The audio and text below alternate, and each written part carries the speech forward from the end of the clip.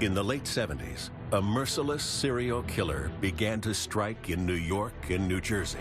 It was a very big story because of how gruesome it was. His methods, heinous and extreme. These were very bizarre and bloody crimes. Beheaded, burnt, chopped up. He killed with callous confidence. Some narcissists absolutely believe they are invisible, they're untouchable. It was the second case of a woman's body being found on the premises of this motel. But who was this serial sadist? What sick son of a bitch would do something like this? And was he born to kill?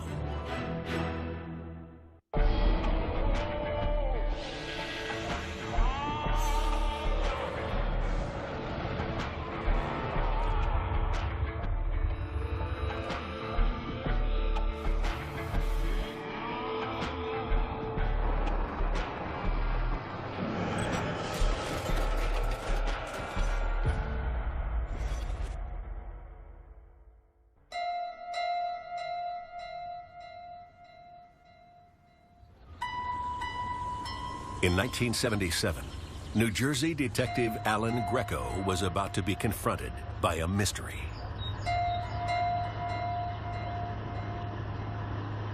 We received a call that a young married woman was reported missing from her apartment complex in Little Ferry, New Jersey, under suspicious circumstances.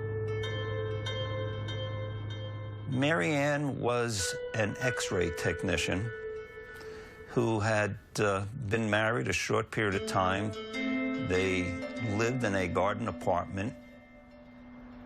There were very strange circumstances in that the report came from her husband, who was away on a business trip. Mary Ann Carr had failed to keep an appointment that evening with her mother-in-law. Concerned, Mary Ann's husband called the police. There did not appear to be anything broken in the apartment, no broken glasses, no forced entry on the door, and we had no indication at all as to what had happened to Mary Ann Carr. Despite her husband's reported absence, there had been a suspicious sighting at the time of Mary Ann's disappearance. We had a witness who lived in the same apartment building who said that as he was backing his car out of the parking lot, he saw a person in his rearview mirror that he thought was Mary Ann Carr's husband.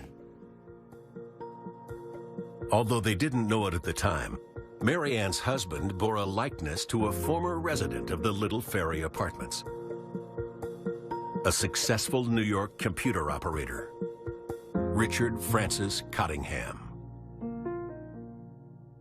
He worked in what they refer to as Midtown Manhattan, right in the heart of the business district for Blue Cross Blue Shield, which is a very substantial insurance company. Fellow computer operator Dominic Volpe worked with Cottingham for 13 years. I and Richard worked on the console together, chatting a lot. He was well-read, and he was up-to-date on current events. He read a lot of stuff about medicine. He was pretty smart. At the time, a console operator was a big thing. It took 4 floors of a complete square block of a city for 17 megs of memory, okay? No one ever heard of a gigabyte then, but it was the cutting edge at the time. The thing that I noticed most about him is he couldn't sit still.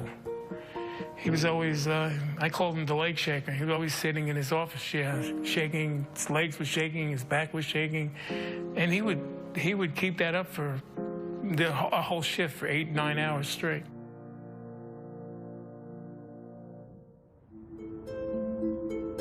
Across the river in New Jersey, investigating the disappearance of X-ray technician Mary Ann Carr, Detective Greco was called to a motel near the airport.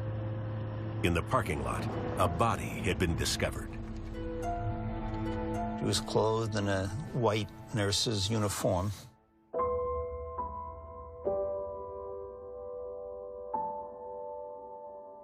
Mary Ann Carr was no longer a missing person, but now the victim of a homicide. we could observe Mary Ann Carr's body lying in this area between the curb and the fence.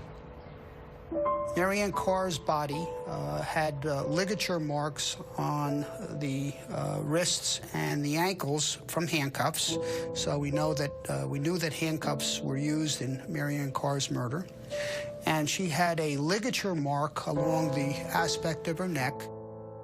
Investigators speculated Mary Ann had been dumped from the trunk of a car, but they had no solid leads. We had no idea of how she had gotten to where she was found, nor why she was there, nor who would have been responsible for removing her from her apartment and taking her there. However, it wouldn't be the last time they would be called to that location. A tale of terror and torture had only just begun.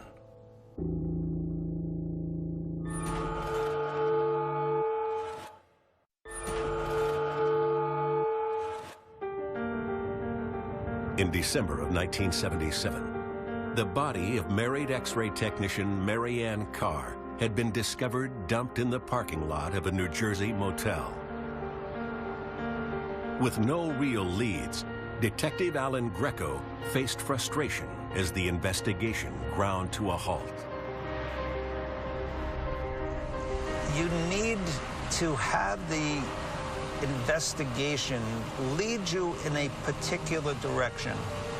Without that direction, it's like a shotgun blast, that you're covering all of these different things that 99% of them have no connection whatsoever. While Mary Ann Carr's case stalled, police were kept busy by a series of violent attacks in the airport area. There were actually a number of incidents of sexual assaults that had taken place within that time period, in which victims were either found on the side of the roadway or reported to be in motel rooms, semi-conscious. The attacks were perpetrated on prostitutes who had been picked up in New York City, where New Jersey resident Richard Cottingham worked as a computer operator. He was strange. I mean, most of the stuff we talked about, other than the job at the time, was stuff that he did after work, supposedly. You know, he talked about S&M clubs he'd go to. He talked about prostitutes. Cottingham made no secret of his enjoyment of New York's red light district. New York City at that time was a very different place than it is now. The Times Square area was a virtual cesspool. Porno houses up and down the block. Street walkers for blocks around. Photojournalist Alan Tannenbaum captured the Times Square area while working for the Soho News. It was rampant. It was all over the place, but especially concentrated in the few blocks around here. It was quite funky, very seedy. I can give you an example right around the corner. We got free strippers right here. You stick together, you stick together. Everybody loves a stripper. Come on in. All right. The girls would work on these corners by the subway entrances, in doorways, close to the peep shows, and solicit, asking men going out, on a date, and or the men would approach them. It was pretty obvious who was a working girl. 8th Avenue was one of the more seedy parts of this strip. In fact, it used to be called the Minnesota Strip. That's because girls would come to New York City from the Midwest, get off at the Port Authority, and they would immediately get hustled by pimps who would put them into prostitution. I think a lot of them were runaways and a bit naive, and probably not arriving with a lot of money, so that they would get trapped into this kind of situation. Now, these young women were being plucked from the city streets and brutally assaulted. Prostitutes are very, very common victims. Why? The hardest thing in getting a victim is the abduction. How do you get a woman to go with you? You have to talk to her, and even if you could talk well and you're somewhat articulate and charming and engaging, not all women are going to go with a stranger. The problem with the abduction is eliminated by targeting prostitutes. That's part of their job description, to go with strangers, take their clothes off, and have sex. The victims were being drugged, beaten, and dumped in an area just across the river in New Jersey, not far from where the body of X-ray technician Mary Ann Carr had been found. There's a lot of motels in the area, and they're not high-class motels. They're places that are used for hour traffic, much of it from New York City. One of the patrons of those motels was computer operator Richard Cottingham.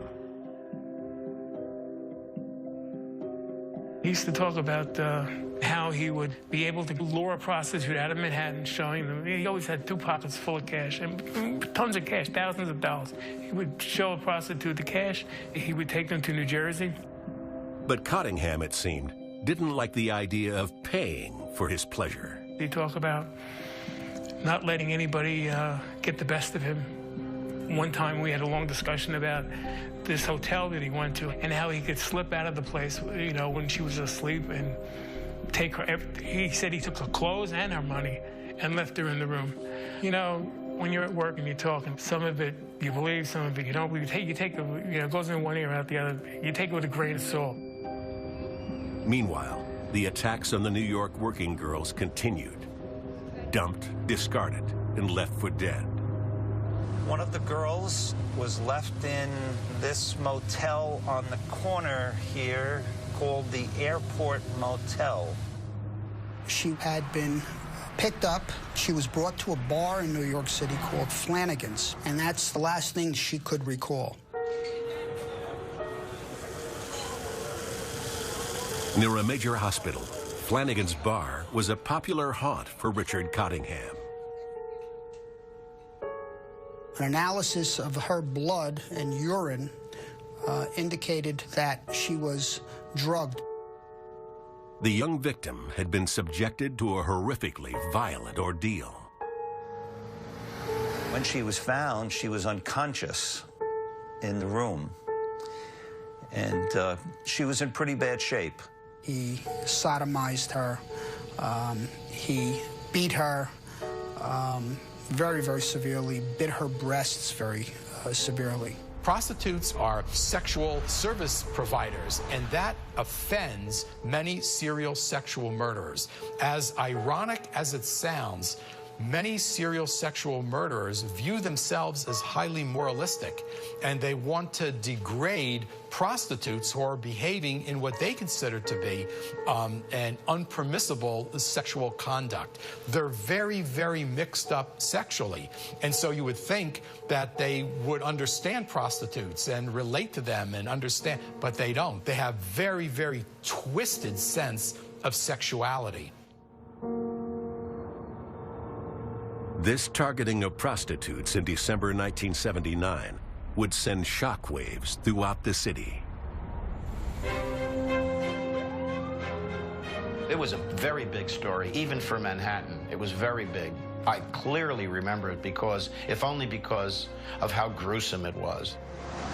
Emergency services had been alerted to a fire in a room at the Travel Inn Motor Lodge near Times Square.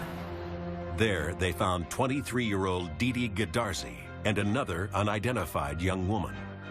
They were 2 alleged prostitutes that were discovered in beds in a motel room, and the bodies had been desecrated.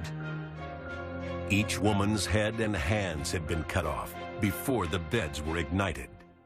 Beheaded, burnt, chopped up, and nobody knew who was responsible.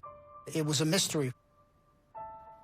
The gruesome nature of the crime led to the mystery perpetrator being dubbed the Times Square Ripper. News hit the Manhattan computer room where Dominic Volpe and Richard Cottingham worked. This guy, his name was Rob, he came in and he said, what sick son of a bitch would do something like this? Take the heads and the hands off a girl and burn them in, all right? So I looked at Cottingham and he shook his head like this. He said, well, Rob, it could have been you, could have been me. I thought it was a joke.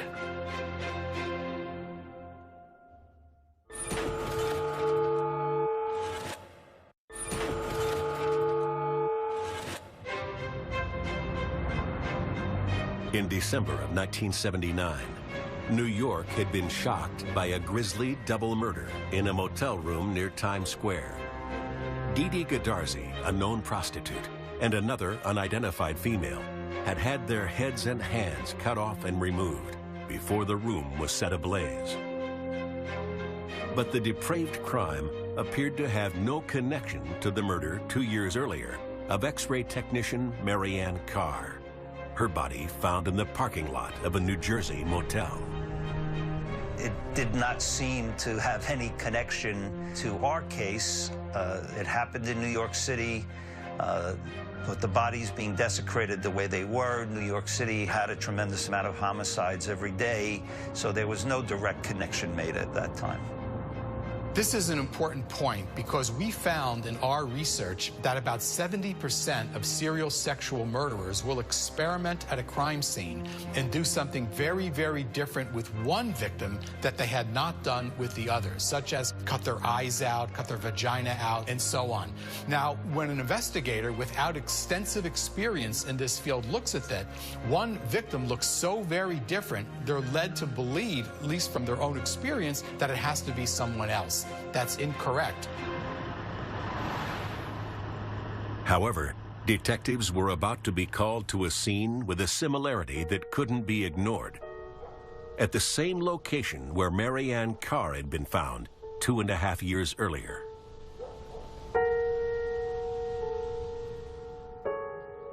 A chambermaid was cleaning the room and thought she detected what was a foul odor coming from the bed area. Lifting the mattress from the frame, she was startled to see the naked, handcuffed body of a female, deceased female, lying there. It was extremely frightening and disturbing to the chambermaid, to say the least. Of that woman who we sometime later learned was Valerie Ann Street, who had been a prostitute in New York City. On her lower back, there was an abrasion, which had been made by a sharp object. We thought at the time it was a knife. That was torture marks. It's eroticized the power and control that the offender has over the victim to make the victim realize that he, the offender, is in control of life and death. And so very often the offender will prolong her agony to kill her in a very, very slow and deliberate way so that she's aware that he's going to kill her. A monster was on the loose, and it was clear he wasn't afraid to return to the scene of his crimes. That was the second case of a woman's body being found on the premises of this particular motel. I think that the fact that he'd use the same hotel is narcissism, and that brings us to the concept of narcissistic immunity. Some narcissists absolutely believe they are invisible, they're untouchable, they're so superior to everybody else that there's no chance that they're ever going to get caught. As if to prove the killer right, identifying a suspect seemed impossible. We had no idea who the perpetrator of the murder of Valerie Ann Street was. Meanwhile, in the computer room of a large New York insurance firm, Dominic Volpe would listen in disbelief to fellow operator and family man Richard Cottingham as he openly discussed his predilection for the city's dark entertainments. He was very upfront about it. He bragged about prostitutes, S&M, gambling, all those vices that he had, he bragged about. Cottingham claimed to be a regular visitor to sadomasochistic clubs. He would describe things that went on there. He talked about a woman that was walking around with a guy on a leash. He was on his knees. He would walk into the bathroom. Cottingham would follow him and watch this. The girl made him lick the urinals with his tongue. He liked the slave thing, you know, handcuffs and treating people, you know, that had no way of helping themselves. It seems from an early age, Richard Cottingham liked being in control.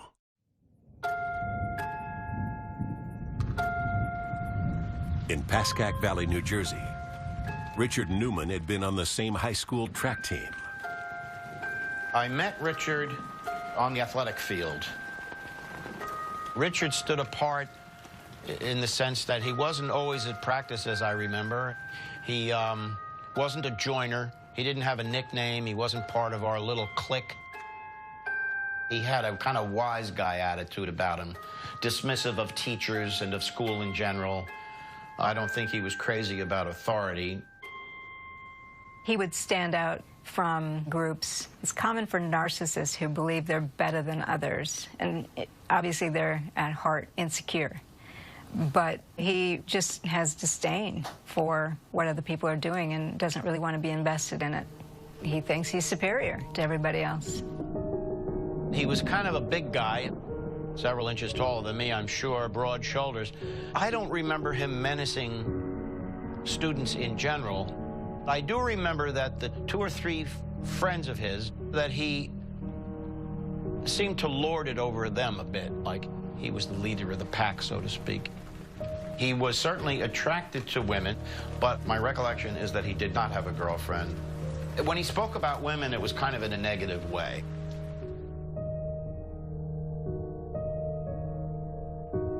Being in the locker room reminds you of the expression locker room talk. I certainly remember him talking among his friends, and perhaps in gym class, if I remember, about what girls were attractive to him. And the only inkling you would have of the way his mind works is that he would talk about the girls in class, or I guess the girls out on the street too, who were perhaps were better endowed, you know, larger breasted. That just seemed to be sort of a key attraction for him.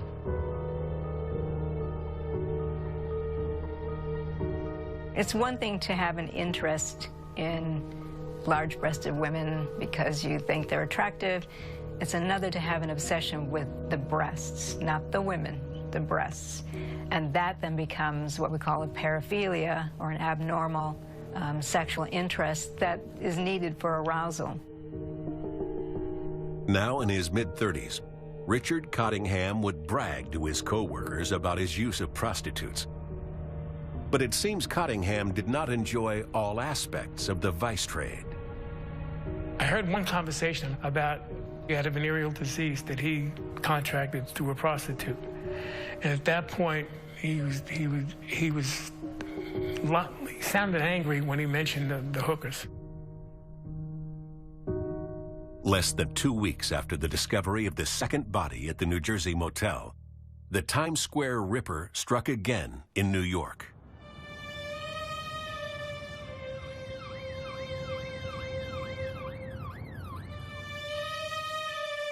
In a burning hotel bedroom, the body of another young working girl was found. Both breasts had been sliced off and removed.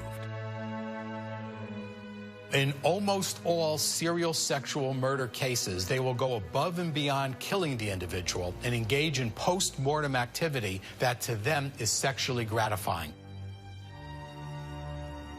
This type of ritualistic behavior grows out of the offender's fantasy life. And very often, as a series of murders occurs, the individual's behavior becomes much more elaborate. As the offender gains much more comfort in killing, the ritualistic behavior is apt to become more personalized and more embellished. With a depraved killer on the loose, police in New York and New Jersey were in a state of frustration. But 1 week later, the killer would make an uncharacteristic mistake and reveal himself for the first time.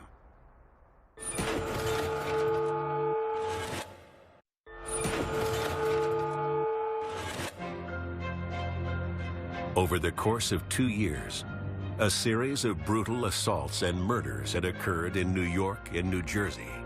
So far, the sadistic perpetrator had been clever enough to escape detection.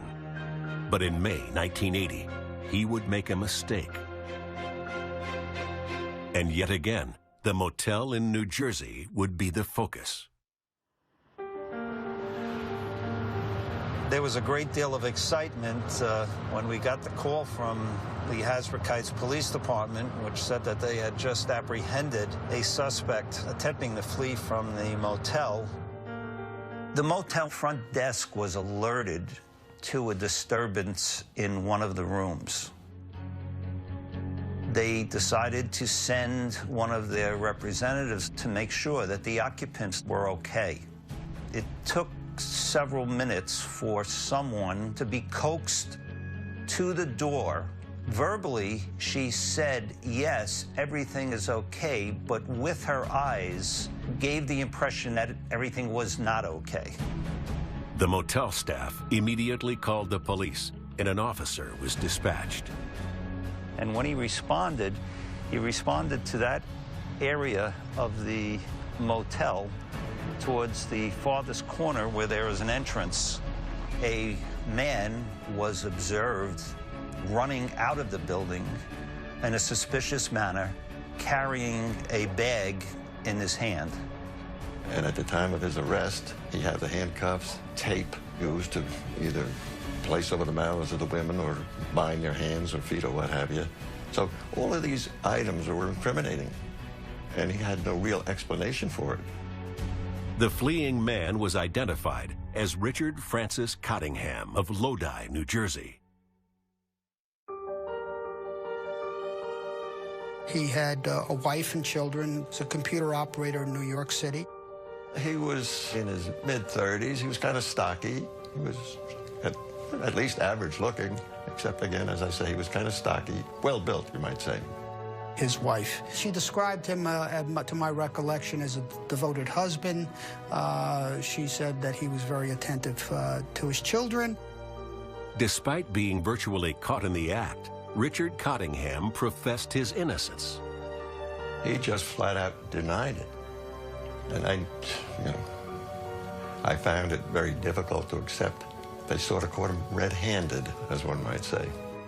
He was somewhat smug in his attitude and his answers, although at one point he indicated, the only thing I'll say is that I have a problem with women.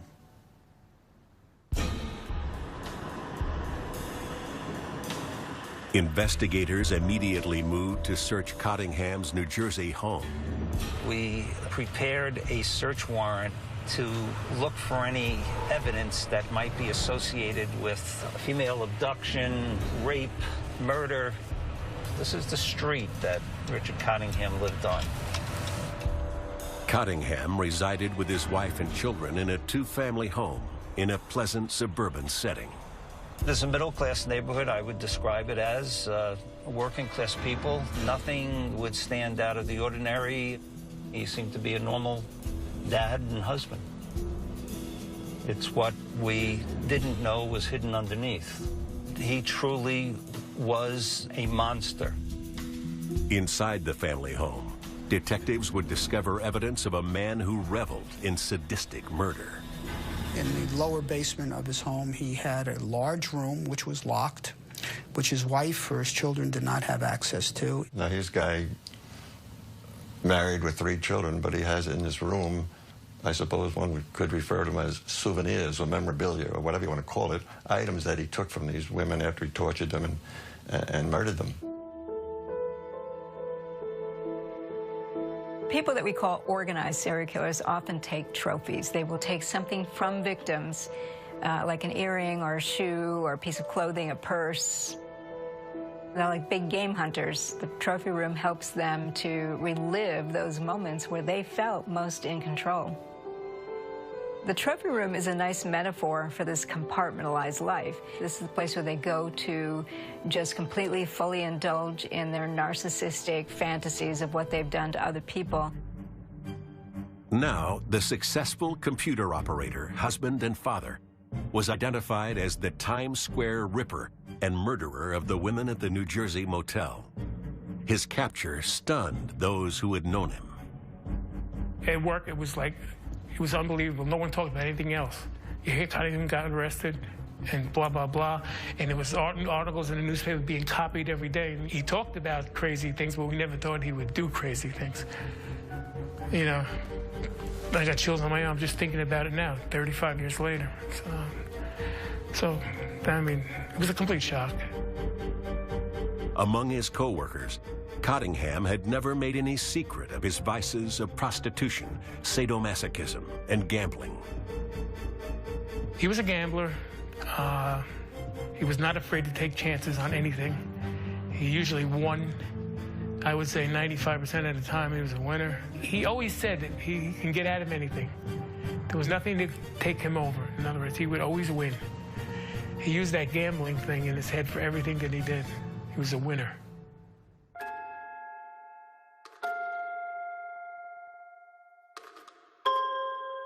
Now, Richard Cottingham was gambling on his ability to outwit his accusers and beat the legal system during his trial. He seemed to be a very conscious participant, along with his attorney, taking notes, paying very close attention to the testimony of the victims and of the witnesses against him. You could sense that he was calculating all the time. I came to the conclusion that he was devious at best. After several weeks in court, everybody, of course, the jury, the judge, court officers, everybody sort of had the same impression. Mr. Cottingham was a very intelligent man. He was not as intelligent as he thought he was. He thought he was more intelligent than everybody else. That was part of his personality. Cottingham denied all the crimes and claimed that on the one occasion he'd been caught at the motel with prostitute Leslie Ann Odell, the activities had been consensual. What's more, despite the advice of his lawyers, Cottingham insisted on personally taking the stand. That was explained to him. You're going to be cross-examined. And there are a lot of holes in your story that probably will be exposed. But he wanted to testify. A guy like Cottingham enjoys being smarter than other people, particularly the law enforcement. He thinks he's the smartest person in the room, no matter where he is. He wants to show everyone his brilliance and how smart he is. I started my cross-examination by getting him to admit the things that he could not deny, as any good prosecutor would do. He could not deny that he was arrested with multiple pairs of handcuffs. Handcuffs were used in the murders of Valerie Ann Street and Mary Ann Carr. They were used in the assault on Leslie Ann Odell. He could not deny that he had mouth suppressants. He could not deny that he had a knife, and a knife was used against Valerie Ann Street to torture her on the lower back. Could not deny that. He could not deny that he had the barbiturate pills in his satchel. Barbiturates were used on one of the victims that he had sexually assaulted and thrown on the roadside. He could not deny that he bit Leslie Ann Odell's breasts. He could not deny it because it was in the photographs, part of the assault on Valerie Ann Street. On the stand, Cottingham was forced to admit that he'd had a fascination with bondage since his childhood. From everything that we were able to piece together, he had a typical upbringing, middle-class, lower-middle-class family, very close to his mother. Cottingham had been born in the Bronx, then later moved with his family to the leafy Pascack Valley in New Jersey. His home was about 2 miles from where I lived. It was a great area to grow up in. There was plenty of parks and open space. Yeah, this is it here. This is where he lived. A modest home set back from the road. I didn't go in the house, but I remember that this is where he lived. I know his mother was devoted to him.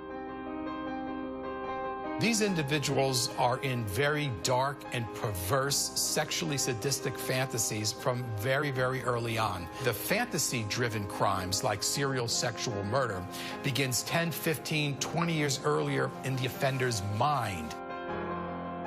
Cottingham would claim that his deviant desires had grown out of the use of pornography. It's a common trajectory with sadistic sexual serial murders is to begin with ordinary pornography, even just erotic literature, even just catalogs that show women in underwear. Some people stop at various stages because they don't really like the rest. They're fine with the tame stuff. Others want more, and if that is what appeals to them and excites them and arouses them, they will continue to get more and more extreme with it. Not all serial killers are sadistic sexual murderers. Those who are tend to become very extreme with what they do to their victims. A portrait developed of a monster with a devious method of operation. He would go out on the street, meet these girls, say to them, I want to take you out, not just to have sex in the car or some such thing, but I'd like to take you to a restaurant. I just won a lot of money in a card game or gambling. And he would show them a wad of money with a $100 bill around it. And of course, I guess these girls were impressed. They would go to dinner with him, and at some point, he would drug them. And then he was able to lead them out of the place into his car and take them to a motel and sexually assault them, plus cut them and try to torture them. That's the kind of person he is. As the evidence mounted, Cottingham faced the prospect of spending the rest of his life in prison. Still, by hook or by crook, the killer was determined to win his freedom. I had briefly left the courtroom and gone downstairs to my office, and as I came back into the courtroom, I immediately saw the matron in a frenzy, running from the area of the holding cell, and without her saying a word, I knew that he escaped.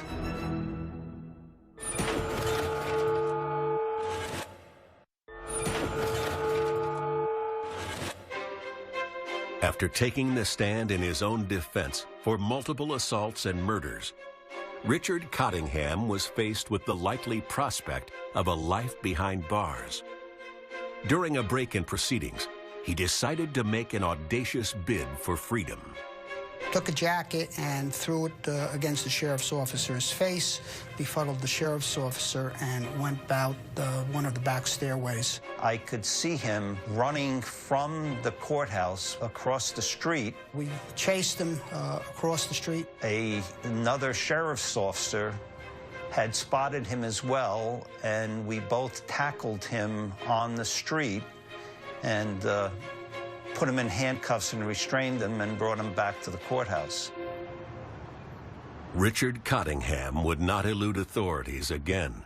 He was found guilty and condemned to spend the rest of his life in prison. But was this serial sadist mad, bad, or born to kill? What makes them think they're going to get away with it? That's what I dwell on more than anything else. What makes them think they can continue to do it and have this smug attitude and exercise this awful power over people?